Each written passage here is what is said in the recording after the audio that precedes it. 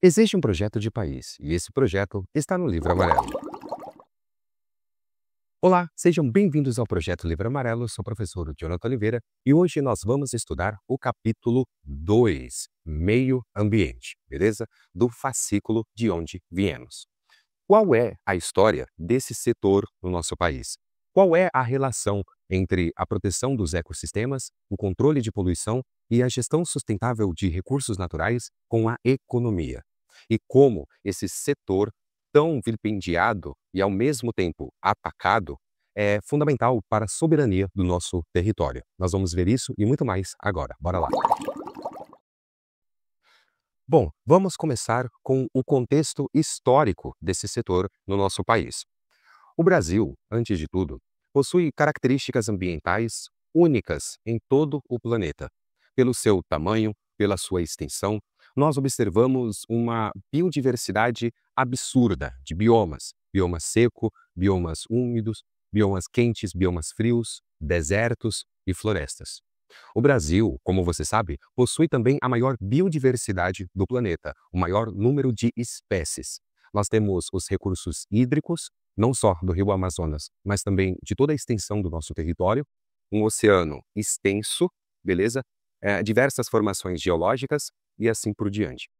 E desde o Brasil colônia, essas características foram fundamentais para a formação do nosso território e do nosso povo. Basta você ver que o próprio nome do país, Brasil, vem de brasa, um líquido vermelho retirado do pau-brasil para fazer tintas no período colonial, pois quem trabalhava na extração do pau-brasil, desse material, era chamado de brasileiro.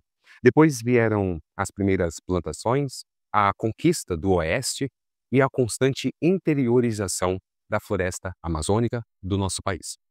Essas daqui são pinturas e gravuras feitas da nossa biodiversidade, tanto de animais, de pessoas, de plantas e da nossa paisagem. Mas as primeiras iniciativas e marcos legais vão surgir mais tarde. Nós podemos dizer que a preocupação ambiental no Brasil começou ainda no século XIX, quando surgiram os debates sobre a necessidade de proteger áreas naturais frente ao avanço da agricultura e da exploração de recursos. Nós podemos dizer, realmente, que o marco inicial, o marco que deu início à proteção ambiental no Brasil, começa em 1937, com a criação do Parque Nacional de Itatiaia, que foi a primeira unidade de conservação do nosso país, refletindo uma visão ainda incipiente, claro, mas que já está conectada com o conceito de proteção de ecossistemas estratégicos. Então, falar em meio ambiente é, antes de tudo, falar em políticas públicas integradas, falar em saneamento básico, falar em saúde pública, falar em manutenção dos recursos hídricos, em mineração, em agropecuária, em extrativismo, em pesca e assim por diante. E é assim que, em 1990, criam-se os primeiros programas como o Instituto Brasileiro de Meio Ambiente e dos Recursos Naturais Renováveis, o famoso IBAMA, além do Programa Nacional de Meio Ambiente e também o Sistema Nacional de Unidades de Conservação, o SINUC, beleza? Estruturando assim as características de proteção ambiental e de uso sustentável, incluindo aí as reservas privadas.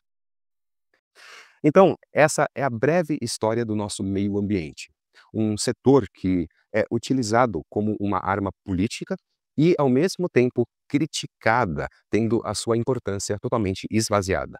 Mas aqui, eu lhe garanto, esse é um setor fundamental para o nosso país, para o nosso desenvolvimento.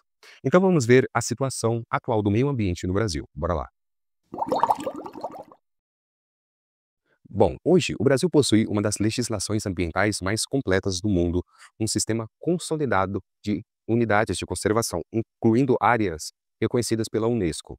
Então, o nosso país ele é referência, sim, referência internacional de proteção do meio ambiente. Basta ver, por exemplo, a nossa produção de energia, que é a mais limpa do planeta, beleza? Lastreada aí nas hidroelétricas, na recente energia eólica lá no Nordeste, na produção de biocombustíveis. Mas ainda nós encontramos e nós enfrentamos sérios desafios em tantas outras questões ambientais, como por exemplo, na nossa gestão dos recursos hídricos. Milhões de brasileiros ainda hoje não têm acesso regular à água potável. Os rios, eles sofrem com o despejo de esgoto e poluentes industriais. Esse fator afeta diretamente a saúde pública dessas populações, além, claro, da biodiversidade desses rios, que é devastada, afetando a alimentação dessas populações ribeirinhas.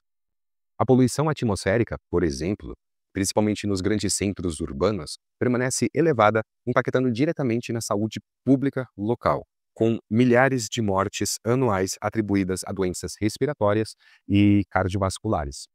Lembrando que no próximo capítulo, quando eu falar de infraestrutura, nós veremos que os nossos meios de transporte, eles são rodoviários, agravando ainda mais esses problemas ambientais e respiratórios. Em suma, para resumir, a proteção ambiental no Brasil, ela é legalmente robusta. Nós temos uma legislação belíssima, uma legislação praticamente perfeita, como acontece na nossa Constituição de 1988. O que está escrito ali é praticamente perfeito, mas operacionalmente é muito frágil. E apesar de termos leis ambientais de primeiro mundo, leis ambientais fortíssimas, nós temos problemas de terceiro mundo, como saneamento básico, como tratamento de esgoto e resíduos industriais nos rios. Veja a situação de Manaus, por exemplo. Preservar o meio ambiente é também pensar em economia, pensar em agricultura, é pensar em produção energética, em manutenção dos nossos recursos hídricos, pluviais. Então, quais são as propostas do Livro Amarelo para esse setor? Bora ver. Bom, o Livro Amarelo propõe superar os problemas ambientais do Brasil com ações integradas e baseadas em evidências, beleza? A primeira diretriz que o livro traz é a estruturar o sistema natural de monitoramento ambiental. Um monitoramento moderno, tecnológico, capaz de gerar dados em tempo real sobre, por exemplo, a poluição do ar, sobre a qualidade da água, sobre o uso do solo. Lembrando que isso também está relacionado à proteção militar das nossas fronteiras. Outra proposta que o livro traz é a ampliação, beleza, dos pagamentos por serviços ambientais. Ou seja, incentivar os proprietários privados a preservar os ecossistemas dos seus territórios. Política pública que, ao mesmo tempo, redistribui renda para as áreas rurais, ainda estabelece a manutenção dos recursos naquele determinado local, como, por exemplo, uma nascente, uma determinada espécie polinizadora e assim por diante. O Livro Amarelo também vai falar em governança ambiental, ou seja, a integração entre os órgãos federais, estaduais e municipais, além da participação ativa da sociedade civil nesse tema, além de investimentos em educação ambiental e tecnologias limpas dentro das cidades, visando reduzir as emissões dos poluentes e promover a eficiência do uso de água. Tudo isso há de ter impactos em vários setores, como setores da saúde, da infraestrutura, da própria agricultura, da diversificação econômica dos locais. Então, como você viu, falar em meio ambiente é falar, antes de tudo, em soberania nacional, em inteligência do uso dos nossos recursos naturais. Isso porque eu não falei, por exemplo, do nosso patrimônio genético, não é? Na produção aí de produtos farmacêuticos, de químicos, que trariam bilhões e bilhões de dólares para o Brasil em patentes, em processos de produção biotecnológicas. Enfim, nós temos também o turismo, nós temos também a proteção do nosso território, nós temos a extração de minério, desses recursos naturais. O meio ambiente, ele é sim um fator fundamental para a construção do país que nós queremos, ok? Bom, eu não vou me estender tanto aqui, beleza? Nossa aula já ficou longa. Muito obrigado. Lembrando que todos os capítulos do Livro Amarelo estarão em uma playlist aqui no canal para você assistir. Responda as perguntas que estão no final do nosso vídeo. Muito obrigado e até a próxima. Tchau, tchau.